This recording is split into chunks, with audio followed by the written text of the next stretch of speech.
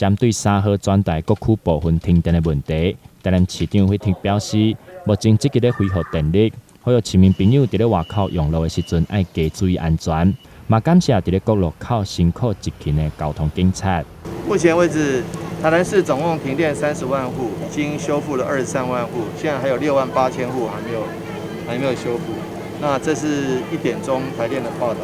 报告，然后接下来我想说陆陆续续在复电中。那当然我们也看到在路口维持交通的不管是交通警察还是义教，大家都很辛苦。也希望市民朋友们谨慎因应，小心开车，不要冲太快。目前为止还没有传出因为停电而造成的车祸，但是我们还是会小心因应，因为这次停电从早上9点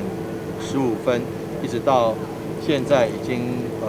超过4个小时，所以说我们还是要特别注意一下。台南新闻刘品言采访报道。